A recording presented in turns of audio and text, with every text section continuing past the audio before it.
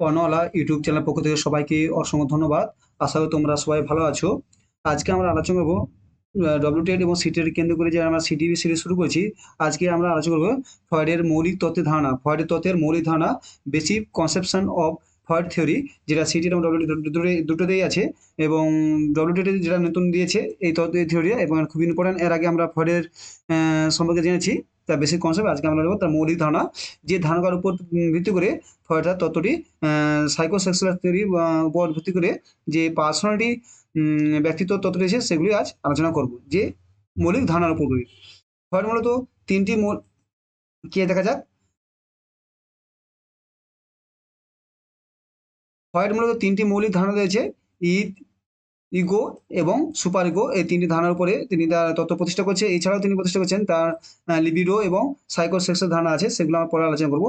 Eid, ego, super ego, এই তিনটে নাম তো ভালো করে মনে রাখো, এবং এগুলো পরীক্ষাতে খুব ইম্পর্টেন্ট আছে। আর এই তিনটে তত্ত্বের উপর ভিত্তি করে ফ্রয়েড তার তার সাইকোসেক্সোলজি এবং তোমার যে থিওরি দিয়েছে সেটা তার গড়ে তুলেছে, এবং সেখানে তার পার্সোনালিটি ডেভেলপমেন্ট যে তত্ত্ব আছে, এই তিনটি তো কনসেপ্টের উপর ভিত্তি করে তৈরি করেছে। কথা আলোচনা করি। প্রথমে ইদম, দা ঈদ, ঈদকে ইংলিশে বলে, দা ঈদকে বাংলা বলে ইদম বলে। ফ্রয়েডের মতে ঈদ হলো সমস্ত মানসিক শক্তির উৎস, এটি ব্যক্তির প্রাথমিক উপাদান। কি বলছে এটা? সমস্ত মানসিক শক্তির উৎস এবং এটি ব্যক্তির মধ্যে প্রাথমিক উপাদান Eid. According to the Freud, the is the source all the psychological energy, psychic energy, making the primary component of the personality. তাই ছিল ফ্রয়েডের মধ্যে মানসিক শক্তি এবং ব্যক্তি প্রাথমিক উপাদান।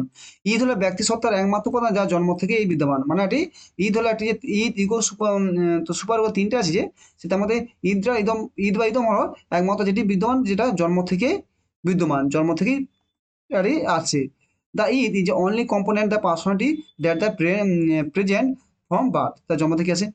ব্যক্তিতে এই দিকটি সম্পূর্ণরূপে অচেতন এবং সজাত এবং আদিম আচরণভুক্ত। মানে এটি সম্পূর্ণ অচেতন, সম্পূর্ণ অচেতন এবং সজাত এবং আদিম আচরণ। মানে অচেতন মানে কোনো তার চেতন থাকে না।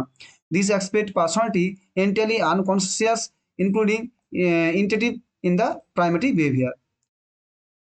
ঈদটি আনন্দের রীতি দ্বারা পরিচিত হয়, যা যা সমস্ত আকাঙ্ক্ষা, চাওয়া, প্রয়োজনীয় ও তাৎক্ষণিক পরিতৃপ্তির জন্য প্রচেষ্টা করে। মানে কি, এটি হচ্ছে, এটি আনন্দ, এই যে ঈদ, ঈদ হচ্ছে আনন্দের উপর ভিত্তি করে তোমরা এটি আনন্দের উপর দ্বারা চালিত হয়, এবং সমস্ত আশা আকাঙ্ক্ষা দ্বারা চাওয়া পাওয়া দ্বারা পরিচিত হয়, এবং তৎক্ষণিক পরিতৃপ্তির জন্য প্রচেষ্টা করে। এটি তৎক্ষণিক পরিতৃপ্তি হলে তিনি সন্তুষ্ট থাকে। Is the drive the pleasure principle which the trips in the immediate gratification all the desire want to the need, মানে সে যেটা চায় সেটার উপর তার ঈদটা করেছে। তার মানে কি, যে ঈদ, ইগো এবং সুপার, এই তিনটি হলো যে ব্যক্তির চেতনা, এবং এই চেতনার মধ্যে ঈদটা প্রথম জন্মগত আসে, এবং এটা কি তৎক্ষণিক, যেটা প্রয়োজন সেটা নিয়ে আলোচনা করে। যদি যদি এই চাহিদাগুলি অবিলম্বে সন্তুষ্ট না হয়, তাহলে ফলাফল উদ্বেগ এবং উত্তেজনা অবস্থা হবে। মানে যে এটা যদি তার তার ঈদ হচ্ছে যে যেটা তৎক্ষণিক চাহিদা, ঈদ হলো তৎক্ষণিক চাহিদা, যেটাতে তার মনে মনে যেটা ইচ্ছা আছে সেটা সঙ্গে সঙ্গে পেয়ে যায়। তার মনে হচ্ছে যে যখনই তাকে তার ঠান্ডা লেগে গেছে, তবু থেকে তার মনে হচ্ছে আইসক্রিম খাবো, তাকে দিতেই হবে, নাহলে সে তার অবিলম্বে সন্তুষ্ট হবে না, সে কানাকাটি করবে। মানে ইষ্ট হচ্ছে তার দিতে হবে, যে আইসক্রিম খেলে যে যার শরীর অসুস্থ হবে এবং তার আরো শরীর অসুস্থ হয়ে পড়বে, সেটা তার চিন্তা নেই, কিন্তু তার মনে হচ্ছে আইসক্রিম খাবো, সেটা খেতেই হবে। এটা হচ্ছে তৎক্ষণিক চাহিদা, এবং সেটা না হলে সেটা কান্নাকাটি, তা অসন্তুষ্ট এবং তার উদ্বেগ বেড়ে যাবে।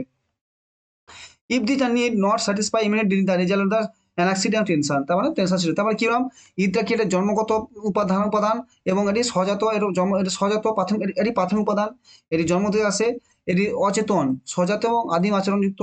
ঈদটি আনন্দ দ্বারা পরিচিত হয়, সমস্ত আশঙ্কা, চাহিদা এবং তাৎক্ষণিক পরিস্থিতির জন্য পড়ে। মানে ঈদে যে ঈদ একটা হলো তোমার মনোভাব, যে ঈদ, ইগো, সুপার, তিন একটা মানুষের মধ্যে ব্যক্তিত্বের আচরণের ক্ষেত্রে ঈদ, ইগো, সুপার ইগো তিনটি মনোভাব থাকে। ঈদটা যে জন্মগত আছে, ইগোটা আছে, তারপরে সুপার ইগো আছে। ঠিক আছে, ঈদ প্রথমে আসে, ঈদের তিনটি এখানে মেন কি পড়বে, ঈদটা প্রথমে আসে, এটি সজাত, এটি জন্মগত, ৩ আছে এটি তাৎক্ষণিক চাহিদা পূরণ করে, এবং মনে মনে যায় যে তোমার কিছু ছোট বাচ্চা দেখবে, বিশেষ করে বাল্য বয়সে ঈদটা বেশি হয়ে যায়। ছোট বয়সে ৫ বছরের ভিতরে যখন বাচ্চা হয়, সেটা তাদের মধ্যে এটা খুব বেশি হয়। কেমন, ছোটবেলায় সে আইসক্রিম চায়, সে যেটা জেদ করে সেটা তার প্রয়োজন, সেটা খুব ভালো হতে পারে, খারাপ হতে পারে, সেটা প্রয়োজন থাকুক আর না থাকুক, তার যেটা প্রয়োজন সেটাই, এটা হচ্ছে ঈদ। ঠিক আছে, এবং তুমি না দেখো ছোট বাচ্চা, তুমি যদি ওই সময় কিছু না দাও, সে সেটা নিয়ে কান্নাকাটি এবং সেটা অসন্তুষ্ট সে থাকে। তাহলে কি, I want to now, I want it now, মানে আমি এটা চাই, তোমার যাই হোক। তারপর যে কি, প্রথমে ঈদ আছে, তারপরে ইগো আছে, এবং তারপরে সুপার ইগো আছে। ঠিক আছে, ইগো কি, তোমার একটু মাথায় একটা আইডিয়া ধ্যান দেই, ঈদ কি করে তোমার, ঈদটা কি এটা প্রথম যা চাই চালায়, ইগো কি করে এবং ব্যালেন্স করে এবং সুপার ইগো করে রুলস মেনটেন্স করে সুপার ইগো, পরে আমরা আলোচনা করবো সেটা কি আছে। তা কি অহম কি আছে? অহম মানে দা ইগো, ইংলিশে দা ইগোকে বাংলাতে অহম বলে।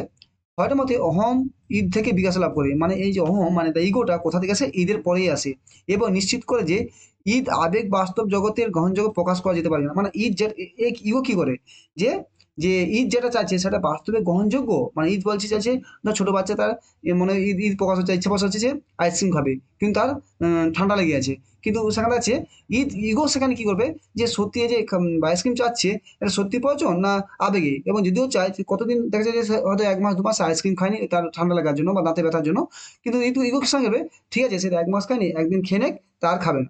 এটা হচ্ছে ইগো। ইগো কি করবে এটাকে তার মধ্যে ব্যালেন্স রাখবে এবং সে তাদের বাস্তব যোগ্যতা বিচার করবে। According to the Freud, the ego development the it ensure the implement the it can be experienced the manner acceptable in the real world, মানে এটা কি সত্যি কি তো গ্রহণযোগ্য যে সেটা ইচ্ছা প্রকাশ করছে সেটা নিয়ে আসবে। অহংকারে সচেতন অচেতন এবং অবচেতন, অবচেতন হবে, এটা অবচেতন হবে, মানে কি হচ্ছে অহং কিসের উপর ডিপেন্ড করে? ইগো চেতন অচেতন এবং মনে কাজ করে, তিনটে কাজ করে। The ego function conscious preconscious ও আনকনসিয়াস, মানে তিনটে মাইন্ডকে নিয়ে ইগো কাজ করে। ইগো কখনোই সে কখনো ঈদের উপর ডিপেন্ড করে না বা সুপার ইগো ডিপেন্ড, ঈদের সঙ্গে নিজস্ব সে ব্যালেন্স রাখার চেষ্টা করে এবং সে বাস্তবে যেটা প্রয়োজন সেটাই করে। অহং হলো বাস্তবতার সাথে মোকাবিলা করার জন্য দায়ী ব্যক্তিত্ব উপাদান, মানে বাস্তবের সঙ্গে যে মোকাবিলা করে একটা ঈদ, একটা ছেলে মেয়ে ঈদ জেগেছে, মানে ঈদ মনে সে ইচ্ছা জেগেছে সেটা করবে, কিন্তু সেটা কতটা করা গ্রহণযোগ্য, সেটা তার পক্ষে কতটা ক্ষতিকর বা সমাজে সেটা সেটা নিয়ে আলোচনা করে যেমন তাই হলো ইগো সেটা মেনটেন করি। অহং বাস্তবতা নীতির ভিত্তি করে ঈদ কাজ করে, যা বাস্তবতা এবং সমাজের উপযুক্ত উপায় ঈদ ইচ্ছা পূরণের চেষ্টা করে, মানে কি ঈদ তার বাস্তবতা সে যেটা সামাজিক উপায়ের ক্ষেত্রে তার ইংলিশটা বলা হয়নি।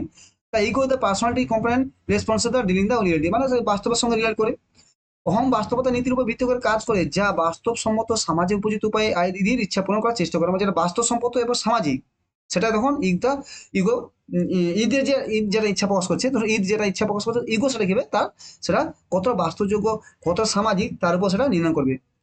তাই ego operation the base the operate based the reality principle which drive the satisfy in the id desire in the realistic and social approval appropriate way, মানে সে সোশ্যাল অ্যাপ্রোপ্রিয়েট সেটাকে নিয়ন্ত্রণ করবে। ঠিক আছে, তাহলে কি বললাম, ঈদটা ইচ্ছা প্রকাশ করে যেটা প্রয়োজন সেটা চাই, আমার মনে হয় এখন চকলেট খেতে হবে, দাঁতে পোকা তবে চকলেট খেতেই হবে, কিন্তু ইগো করবে দেখ, ইগো কি ব্যালেন্স করবে যে সত্যি কি প্রয়োজন খাওয়াটা দরকার, দাঁতে পোকা তবে এটা যে কতদিন সে দাঁতের ব্যথার জন্য সে আজ হয়তো ২ মাস চকলেটই খায়নি, কিন্তু সে একদিন খাক তারপর আর খাবে না।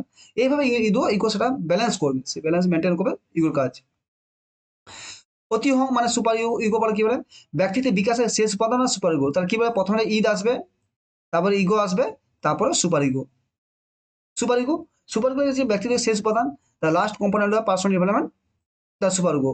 ফ্রয়েডের মতে সুপার ইগো ৫ বছরে বয়সে অভিহিত হতে শুরু করে, মানে ৫ বছর থেকে সুপার শুরু হয়ে যায়। According to the Freud the superego begin the emerging around the ৫ year, ৫ বছরে শুরু হয়ে যায়। সুপার ইগো অভ্যন্তরীণ নৈতিক মান আদর্শ ধারণা যা আমরা আমাদের পিতামাতা সমাজ থেকে আমাদের সঠিক ভুলে বোধ অর্জন করি। তা কি বলছে সুপার ইগোর কি কথা, ঈদ বললাম আর কি যে সে যখন যেটা হবে সেটা করবে, ইগো কি করবে ব্যালেন্স করবে, কিন্তু সুপার ইগো কি করবে যে না না তোমার দাঁতে পোকা লেগেছে করা যাবেই না, কেন তোমার দাঁতে ব্যথা, তোমার চকলেট খাওয়া যাবে না, তোমার ঠান্ডা লেগেছে তোমার আইসক্রিম খাওয়া যাবে না, এরকম যে ঈদ যেটা ইচ্ছা প্রকাশ করে ইগো সেটাকে আইনগত ভাবে নাই বলে দেয়, কোনো করা যাবে না, ধরো চুরি করতে হবে প্রয়োজনে, কিন্তু সেখানে চুরি করা যাবেই না, তাহলে যেন জিনিসটা সুপারিগুলোর আইন নিয়ম নীতি আদর্শ বোধ না সেখানে সে না যা ঈদ বলে হ্যাঁ সেখানে সুপারিগুলো না যে কোনো কাজে না ছাড়া পাবে না, কিন্তু অতিহং কি করে তোমার ইগো কি করে ঈদ এবং সুপার ইগো মানে ব্যালেন্স করে। ঠিক আছে, বলছি যখন তার আইসক্রিম খাওয়া যখন ছোট বাচ্চা যখন আইসক্রিম খাবার তার ঠান্ডা লেগেছে আইসক্রিমের ইচ্ছা প্রকাশ করছে, ঈদ বলছে আইসক্রিম খাবো, সুপার ইগো বলছে না খাওয়া যাবে না। ঠিক আছে, এবার খাওয়া যাবে, ঈদ বলছে খাওয়া যাবে, সুপার ইগো খাওয়া যাবে না, কিন্তু ইগো কি করবে তার মধ্যে ব্যালেন্স করবে যে ঠিক আছে সে অনেকদিন খায়নি, একবার খেয়ে নেক স্যার খাবে না, এইভাবে ইগোটা ব্যালেন্স করে। এবং কেন ব্যালেন্স এই কারণ কত, যদি সেদিন না খায় সে ২ মাস আইসক্রিম খায়নি, তার মানে অ্যাংজাইটি ভয় রাগ ক্রোধ জমে যাবে, সেক্ষেত্রে সেই ব্যালেন্সটা রাখার জন্য ইগো মাঝে চলে আসে। সুপার ইগো দেখেছেন the superego hold internalized moral standard and ideal that the required for our parent society and our right and wrong. ঠিক আছে, সুপার ইগো দেওয়ার জন্য নির্দেশ প্রকাশ করেন, the superego provide guidelines for making the judgement, superego কি করে judgement করে। ঠিক আছে, সুপার ইগো দুটো ভাগ আছে, বিবেকের মাধ্যমে, সে বিবেকের মাধ্যমে সুপার ইগো করে, যেখানে সে তথ্য অনুভূত হয় এবং পিতামাতা যেগুলি সমাজ থেকে সেটা পায় এবং সমাজের ক্ষেত্রে খারাপ, সেটা সে সুপার ইগোতে কাজ করে এবং আচরণ পায় নিষিদ্ধ এবং খারাপ পরিণতি, শাস্তি বা অপরাধ বোধ, অনুশোচন অনুভূতি বিবেক পরিচালিত করে। The conscious, including the informal about the thing that the view bad and by parent, society, that behavior often forbidden and lead bad consequence, punishment, feeling the guide of মানে সে তার ইত্যাদি যেগুলো তার পিতামাতার কাছ থেকে পায়, যে বাবার কাছে সেগুলো নিয়ে আছে। আরেকটা ছিল অহং, অহংকামে দা ইগো, এর মধ্যে আচরণ নিয়ম এবং মান অন্তর্ভুক্ত হয়েছে এবং অহং আশা করে, মানে এক্ষেত্রে কিছুটা একটা বিবেকে দ্বারা নিয়ন্ত্রণ করে, যে সুপার ইগো তার সঙ্গে বিবেকের দ্বারা কোনটা কোনটা ভালো কোনটা খারাপ সেটা করাই যাবে না, যেটা ভালো সেটা করে, কিন্তু যেটা খারাপ সেটা করা যাবে না, সে রুলস টু রুলস সবে, কিন্তু এবং কিছুটা আছে, এবং এর মধ্যে কিছুটা আছে অহং আদর্শের মাধ্যমে, যেটা ইগো দ্বারা সব পরিচালিত হয়। তা কি বললাম, যেখানে আছে ছবিটা দিল, আই ওয়ান্ট টু ইট, মানে ঈদ বলছে এটা আমার প্রয়োজন হয়। ইগো বলছে, সুপার ইগো বলছে, we can not have it, this the not right, এটা তুমি এটা খেতে করতে পারো না কারণ এটা ভুল। নিড, কিন্তু I need to do it a bit of the planning, আমি এটা করা যায় কিনা দেখি। মানে ইগো তাহলে কি হলো, ইগো সবসময় ঈদ এবং সুপার ইগোর মধ্যে একটা ব্যালেন্স ক্রিয়েট করে, ঠিক আছে। তাহলে ঈদ প্রথমে আসে, ইগো আসে, তারপর সুপার ইগো আসে। তাহলে এটা সিগমন্ড ফ্রয়েডের সাইকোলজি থিওরি মেন যে পার্সোনাল মেন তিনটি পয়েন্ট ছিল, যে এই তিনটার উপর ডিপেন্ড করে ব্যক্তি পার্সোনাল ডিপেন্ড। তাহলে স্যার যেগুলো, যে কিভাবে পার্সোনাল ডিপেন্ড করে, কারোর মধ্যে ঈদ যদি প্রচুর হয়ে যায়, যেমন তাহলে এই বাচ্চার মধ্যে অনেক জেদি আছে, সে যেটা চায় সেটা পাচ্ছে। আবার কারণ যদি সুপার ইগো বেশি হয়ে যায়, তাহলে হবে অতিরিক্ত বিদ্যাসাগর এসছে, যে অতিরিক্ত জ্ঞানী লোক এসছে, গান্ধীজি এসছে, সে সব কিছু ঠিকঠাক সত্যবাদী এসছে, মানে তার মানে যে যেমন হবে তার আমাদের পার্সোনাল তৈরি হয়। যে ইগো হয়, তাহলে তার যদি হয় সব থেকে গুড পার্সোনালিটি হবে, তাহলে ইগো যার মধ্যে আছে তার সাথে গুড পার্সোনালিটি, কেন সে সব কিছু বিচার করে কোনটা ভুল কোনটা ঠিক এবং কোনটা করা উচিত না, তার মধ্যে তাই বেশি বলছে না, ইগো থাকা দরকার। ইগো থাকা মানে কি, তোমাদের একটা ব্যালেন্স থাকা দরকার। তাহলে এইভাবে ব্যক্তি পার্সোনালি, এবার ব্যক্তির পার্সোনালি ব্যক্তিত্ব ডেভেলপমেন্ট হয়, মানে বিকাশ ঘটে তার ফলে, তার এই তিনটি উপাদানের মাধ্যমে, ঈদ, ইগো, সুপার ইগো। কি বলছে, ঈদ, ইগো, সুপার ইগো, মিথস্ক্রিয়া। ঈদ, ইগো তিনটার মধ্যে একটা মিথস্ক্রিয়া থাকে, কেন আমাদের ঈদ ঈদ ঈদ অহং সুপার ইগো সম্পর্কে কথা বলা যায়। তবে এই কথা বলার সময় একটি মনে রাখা গুরুত্বপূর্ণ, যে এগুলি স্পষ্টভাবে সংজ্ঞায়িত সীমানা করা যায় না। মানে তুমি ঈদ এবং সুপার ইগো, একটি মানুষের মধ্যে ইগো থাকে, ঈদ থাকে, ইগো থাকে, সুপার ইগো থাকে, এতে তুমি আলাদা করতে পারবে না। একটা জিনিসে একটা সময় একটা মানুষ এক ডিসিশন নিচ্ছে, কিছু পরে সেটা কিছুদিন যে ছোট বয়সে যে ডিসিশন নিচ্ছে, সিদ্ধান্ত নিচ্ছে, দেখো সে 5 বছর পরে আলাদা সিদ্ধান্ত, মানে কি এটাকে আলাদা করা যায় না। তাই বলছে এটা সূক্ষ্ম সূক্ষ্ম থাকে, রেখা রেখা থাকে। Which talking about the id, ego, super ego and super ego is a important the remember that are not, these are not three separate entirely the clear and difference boundary, কোনো ডিফাইন করা যায় না। এই দিকগুলির গতিশীল সর্বদা একজন ব্যক্তির সামগ্রিক ব্যক্তিত্ব ও আচরণকে প্রভাবিত করার জন্য মিথস্ক্রিয়া করে, মানে এগুলি ঈদ, ইগো, সুপার ইগো এগুলো গতিশীল পরিবর্তন হয় এবং সেগুলি ব্যক্তিত্বকে প্রভাবিত করে। These are active, dynamic and always interaction influence the individual overall personality behavior. অনেক প্রতিযোগিতার শক্তির সাথে ঈদ এবং অহং এবং সুপার ইগোর মধ্যে কি দ্বন্দ্ব তৈরি হয় তা দেখা সহজ। মানে অনেক সময় শক্তির সাথে ধরো কোনো একটা সমস্যা এসছে, সেই সমস্যার সমাধান করে কি হবে, ঈদ বলে যে না, আমি করবোই না, তা চলে যাবে।